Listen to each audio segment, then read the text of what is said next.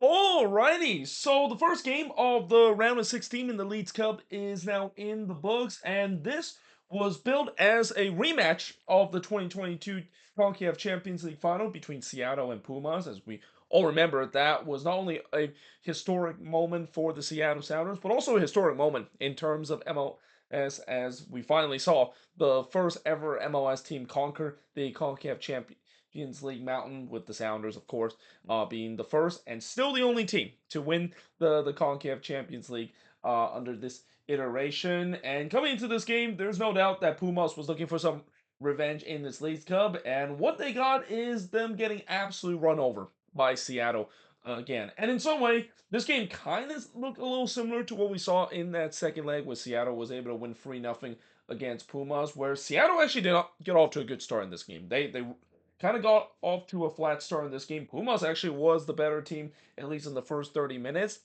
And then the goal happened. And how many times we have said that, goals, of course, change game. And boy, it definitely changed, because after Seattle scored against the run of play, this game completely flipped on a switch. Now, in the first half, the first shot of the game did see Dorada hit one right to Thomas, as I thought Pumas early on, they were the better team. They dictate the game early, and Seattle, they seems to come out flat, at least in the beginning, getting pinned deep in their own end. And originally I thought they were maybe trying to go on the counter attack, but again, they were just kind of being sloppy, especially not being able to play that outlet ball, and Pumas was just kind of pinning them deep. Caicedo then hits one right to Thomas before Ruka would puts one into the stands, as the shot were 3-1 for Pumas early onto this game. And then Martinez missed an absolute sitter from 9 yards out. And that is one that no doubt Martinez would want to have back, especially that was a perfect ball that was played by Cesar Huerta, who he was definitely dangerous, at least early in this game. But as we all know, later on as this game goes along, he pretty much had a quiet night. And again, ever since that goal that was scored by Seattle, he pretty much was completely shut down by the Sounders back line.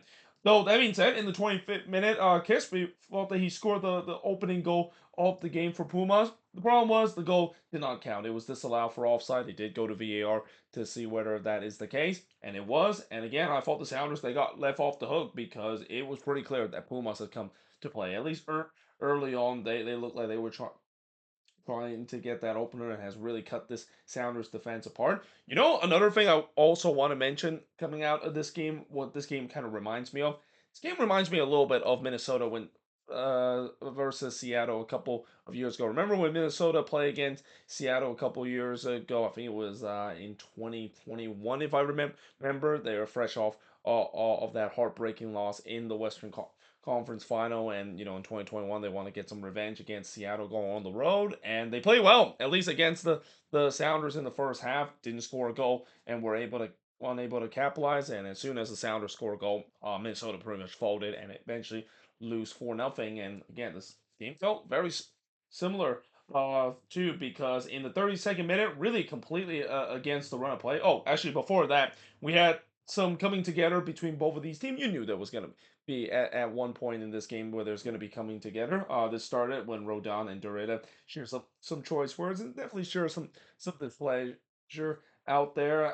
But in the 32nd minute, completely against the run of play, Paul Rothrock would score from Rusnak to give Sounders a 1-0 lead. It was a good delivery there from Rusnak. Rothrock rises up there first to get to that header. And yeah, just like that, really in a game where Pumas has been by for the better team, Seattle took their chances, and they were up 1-0. And as I said, this is when really the game just kind of turned in the favor of the Sounders. We then go for a period where not much really happened, which no, that seems like oh, actually, I don't know why I said Sounder looks much more that I actually didn't finish the sentence. I thought the Sounders looked much more better in terms of defensively or organized at the back. Again, they were leaving a lot of space early in this game, but ever since they started score that goal, they really start to lock down on the defensive end, not allowing Pumas a lot of chance. Though River Caba did have one chance, but he hits one right to Thomas before Yamar hits it right to Gonzalez, and we head to halftime with Seattle leading 1-0.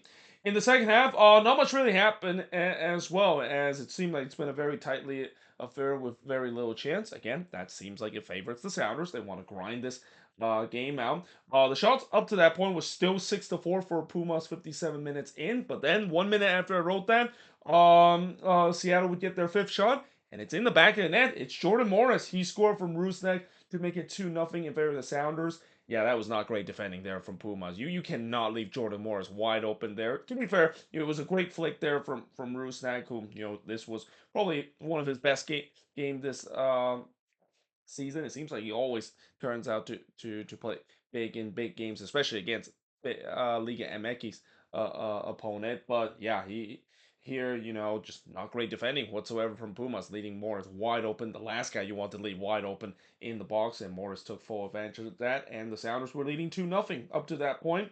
Vargas then looked to make it 3-0, but he missed way wide there. By the way, the Sounders fan were mocking a lot of the Pumas fans by doing the Dos a Zero chant. They would eventually say Tres a Zero after the Sounders made it 3-0, a little mockery in terms of what happened in the second leg of the CONCACAF Champion League a couple of years ago. But in the 63rd minute, Huerta would put it wide from long range. Again, as I haven't really mentioned Huerta's name until now. He was pretty much shut down for majority of the second half. There was a shout for a penalty for Pumas, not given. We then had more coming together between both of these teams, and you just kind of had a sense if this game continued to get ugly, there's going to be some bloodbath, as we always see the case whenever a game gets ugly between the MLS versus Liga MX's opponent. And spoiler alert, there would be later in this one. But in the 68th minute, we have a penalty that was given to the Sounder after Magellan would brought down Vargas in the box there, which that allowed Albert Rusnak a chance to get on the score sheet. I mean, it's only fair. He provided the 2 assists. You got to at least get him on the score sheet, and he does. So he bears that penalty. It was 3-0 again. Again, this is when Sounders fans started to mock the Pumas players about the 3-0 the Tres Zero that happened in the second leg of the CONCACAF Champions League final a couple years ago. Ergas then hits one right to Thomas in the 78th minute before Presedo would hits one right to Thomas off of a deflection. And I thought at this point, Seattle, knowing that they pretty much have a big lead, they're just going to sit deep and look threatening on the counterattack. They know Pumas is going to continue to send men forward, so why not sit deep and try to go on the transition and look for those spaces on the other end. And in fact, it kind of worked out because they actually won themselves another penalty right near the end of this game. And this is when tempers really started to flare. Morris, of course, was brought down by Macklin in the box. Macklin, of course, get himself sent off with a second yellow card. Though I argue, he probably got a second yellow card, not because of the foul that was given, even though that probably should have been, because that looked like it's a yellow card offensive anyway. If anything, that looks like a denial of goal score opportunity. But I think he also got a second yellow because he was really involved in this tempers where both teams started to get in each other's faces. The mass confrontation was what added it's heated. Very similar to what we saw in the Quakes versus Necaxa game. Again, when you have a game that's so out of hand, especially when a Liga MX team is getting absolutely throttled by an MLS team, they're gonna share their feelings and share their displeasure. And the good news for the Sounders is that I don't think any of those players got booked in that instant, and that's a good credit to all those Sounders players, because that's what Pumas want them. They know that they have lost this game, but one thing that they'll definitely take as retribution, and maybe as a way to at least win part of the battle is to try to get one of those Sounders players sent off so they're not being available in the next game. Obviously, that didn't happen. All those Sounders players, even though there was a lot of pushing and shoving together, they kind of calm down, make sure they don't do unnecessary thing that got them booked for a second yellow or even a straight red to miss the next game. But anyway, as I said, a penalty was given to the Sounders. It's actually Jordan Morris, the one that takes the penalty here, and he buries that one to make it 4-0 in this one. And that was the final score of this game. As the shots in this one, 10 shots for the 12 that Pumas had. Both teams had 5 shots on goal, 2 shots off target with the 3 that Pumas had, 3 shots that was blocked for both of these teams. And possession wise, 57% possession compared to 43% possession the Seattle Sounders has in this game. And with this win, the Sounders, of course, are going to be playing the winners of LAFC versus the San Jose Earthquakes. I believe I'm not mistaken, if the Quakes does beat LAFC, which I know that's not gonna happen, the Seattle would be playing against the Quakes at Lumen Field again. But if LAFC does win, I don't know how the rankings, of course, work. I think in terms of the rankings, I have seen like the rankings. It's all based on basically how the season gone last year.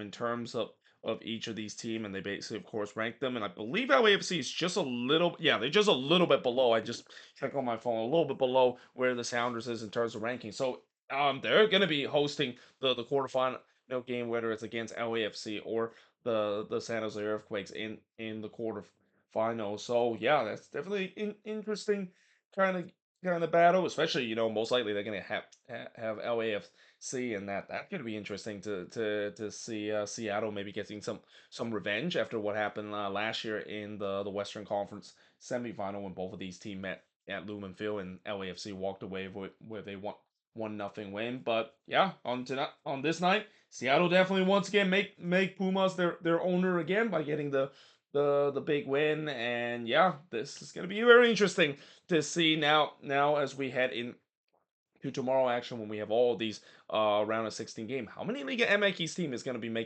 making it past the next round? I mean, I know for sure that we're going to get at least one or two of them, because I think there's one or two of them is an all round of 16 Liga MX affair. But it's going to be interesting to see how some of these bigger team is going to do and whether they can move on, because Pumas was one of the team that I wouldn't say they were the favorites in terms of winning this whole tournament, but they're on cusp in terms of it. And especially they